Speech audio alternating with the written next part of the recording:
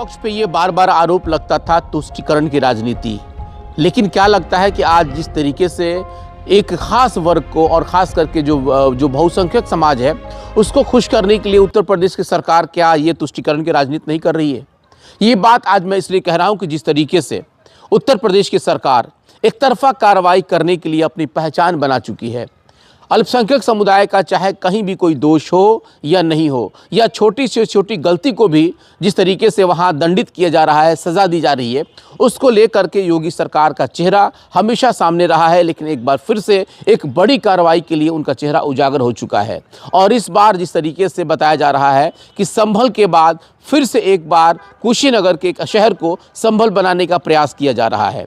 ये घटना जो है कि कुशीनगर के हाटा की बताई जा रही है और बताया जा रहा है कि वहाँ पे लगभग 25 साल पुरानी एक मस्जिद को ज़मींदोज़ करने की कार्रवाई खास करके जिस तरीके से उत्तर प्रदेश की सरकार ने किया और जिस गैर कानूनी ढंग से किया उसको लेकर के इन दिनों खूब चर्चाएं हो रही हैं। इस पर बहस भी हो रहा है, चर्चा भी हो रही है और राजनीति भी हो रहा है।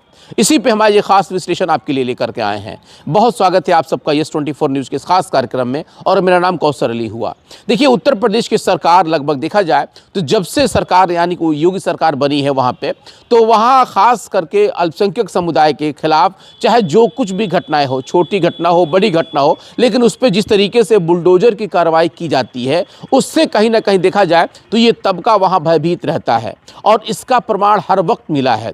अभी जिस तरीके से 2-3 महीना पहले जो संभल की घटना हुई, उस घटना ने पूरे देश को हिलाकर रख दिया था। लगभग 5 लोगों की वहां पे मौत हो चुकी और उसके बाद उससे पहले बहराइच में जो दंगा हुआ, उस दंगे में भी आप लोगों ने देखा कि किस तरीके से पूरा उत्तर प्रदेश जल रहा था। उस पर भी एक बड़ी कार्रवाई की गई, खास करके अल्पसंख्यक समुदाय के उन लोगों के खिलाफ जिन लोगों का नामजद, जो लोग नामजद थे और जिन लोगों को नाम उसमें डाल दिया गया था, उन लोगों के घर पर भी बुलडोजर चला था। आखिरकार इसमें सुप्रीम कोर्ट को हस्तक्षेप करके और उसके बाद बुलडोजर की कार्रवाई पे रोक लगाना पड़ा। लेकिन लोगों को ये लग रहा था कि शायद कि बुलडोजर की कार्रवाई अब वहां पे रुक चुकी है, तो ऐसा बिल्कुल भी नहीं है। आप इस मुगालते में मत रहिए, क्योंकि योगी सरकार को हर वो मौका चाहिए जिस मौका में वहां का अल्पसंख्यक समुदाय कहीं ना कहीं अगर थोड़ी सी भी दोष उसको मिल जाती है तो वहां बुलडोजर उनकी खड़ी रहती है। और इसकी तत्परता हम लोगों ने फिर से एक बार देखा, खास करके कुशीनगर के हाटा में। आपको इस घटना के बारे में हम बताते चले। देखिए, बताया जा रहा है कि कुशीनगर के हाटा, जो कि वो नगर पंचायत के अंतर्गत आता है, वहाँ पे एक मदीना मस्जिद जिसका निर्माण 1999 में शुरू हुआ।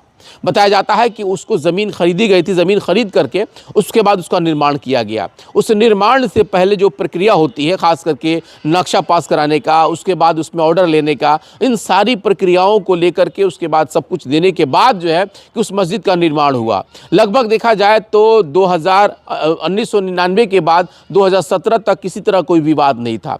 लेकिन 2017 में एकाएक जो है कि उसमें विवाद पैदा कर दिया गया और एक याचिका डाल दी गई। खास करके वहाँ पे एक हिंदूवादी नेता है जिसका नाम है राम बच्चन सिंह, उसके द्वारा ये बात कहा गया कि ये जो है कि मस्जिद अवैध निर्माण किया जा रहा है, जो कि सरकारी ज़मीन है।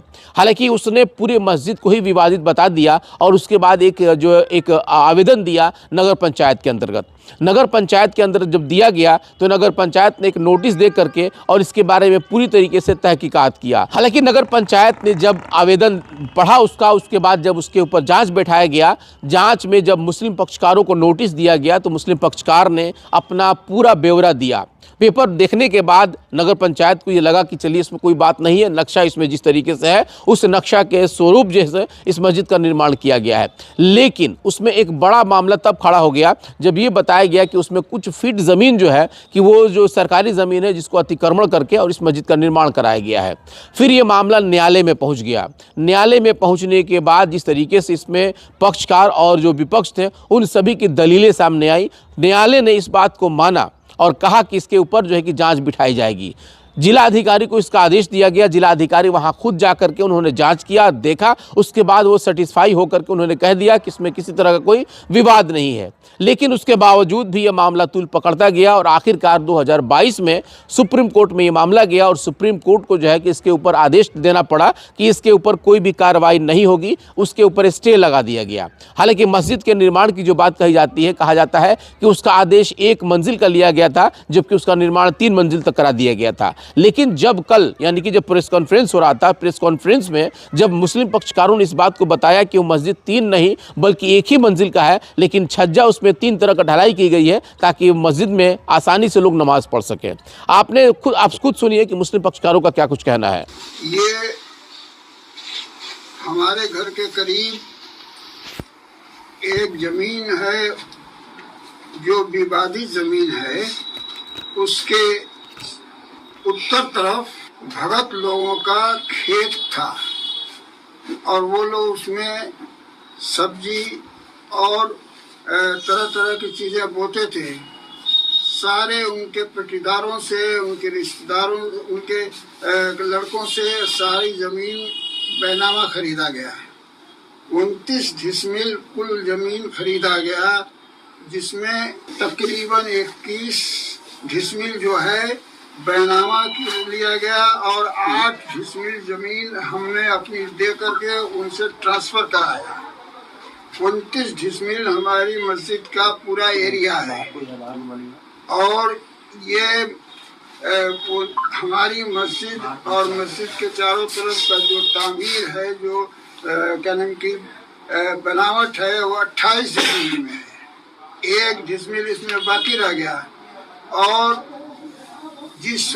उसके बाद इसका नक्शा पास कराया गया। नक्शा टाउन एरिया से पास होने के बाद इसकी तामीर किया गया। तामीर जब मस्जिद तैयार होने के करीब हो गई तो इलेक्शन का टाइम आ गया। इलेक्शन के दबाव में नगर पंचायत का जो चेयरमैन था उसने हमारे नक्शे को निरस्त कर दिया। फिर हम लोगों ने कोशिश करके हाई कोर्ट से स्टे लिया, फिर अपनी मस्जिद को हम लोगों ने मुकम्मल किया और किसी तरफ 1 इंच भी ज़मीन हम लोगों ने दूसरों के नहीं दबाया, बल्कि अपनी ज़मीन को भी थोड़ा छोड़ दिया और पूरी ज़मीन का 29 डिसमिल का एरिया बना करके और नक्शा पास करा करके हम लोगों ने अपने पास रख लिया है और नक्शा भी मौजूद है। सारी बातें झूठ, गलत, उल्टा सीधा कह करके कि इन्होंने सरकारी जमीन में और क्या नाम की पुलिस की जमीन में या क्या नाम की सरकार की जमीन में तामीर किया है। हमने अपनी ईमानदारी के साथ अपने एरिया में जो 29 डिसमिल हमारा खरीदा हुआ कलम की बैनामा वाला कागज है, उसी के अंदर हमने मस्जिद बनाया, फिर नक्शा भी पास कराया और फिर उसके बाद जो है उसमें जो रुकावटें आई उनको भी दूर किया और किसी किस्म का इसमें कोई 1% 1 इंच भी गलत बात नहीं। अभी ये खबर ये हमको इत्तला मिली, एक बड़े डीएम ने हमको फोन किया कि कमिश्नर साहब के पास कुशीनगर के डीएम गए हुए थे और डीएम ने कहा कि 1 इंच मस्जिद का में कोई गुंजाइश नहीं, मस्जिद बिल्कुल सही बनी हुई है, कहीं से कहीं जरा सा भी उसमें फर्क नहीं है और न गुंजाइश है कि इसको कुछ किया जाए।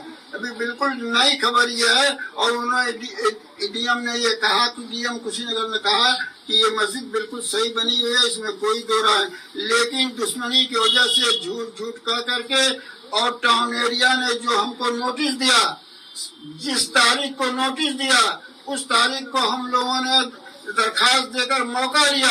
9 दिन का उन्होंने मौका दिया और मौका देने के बाद सारे कागजात हम लोगों ने कागज तैयार करके और जो है 2 वकील रौनक अली खां पांडे जी वकील के साथ हमारे जिसके नाम से मस्जिद है वो लड़के 3-4 आपने सुना कि मुस्लिम पक्षकार ने इस बात को बिल्कुल स्पष्ट कर दिया कि वो ज़मीन बिल्कुल भी विवादित नहीं था, बल्कि हम लोगों ने उसको बेनामा खरीद करके और जो भी नगर पंचायत का जो उसका नियम है, जो उसका कानून है, जो कायदे कानून है, उसके हिसाब से हम लोगों ने मस्जिद का निर्माण कराया। लेकिन किसी ना किसी जिद के कारण और किसी तरीके से यह द्वेष के कारण जो है कि इस मस्जिद को ज़बरदस्ती विवादित बताया जा रहा है। अब इसमें एक सबसे बड़ा मामला ये आ रहा है कि बहुत सारे मीडिया इस बात को दिखा रही है कि 3 बार नोटिस दिया गया, जबकि इस मुस्लिम पक्षकार ने इस बात को बता दिया कि जिस तरह से नोटिस भेजा गया है वो नोटिस जो है कि नगर पंचायत तक ही सीमित रह जाता था और नगर पंचायत के कर्मचारियों के द्वारा उस नोटिस को गायब कर दिया जाता था, जो कि मुस्लिम पक्षकारों तक नहीं पहुंच पाए।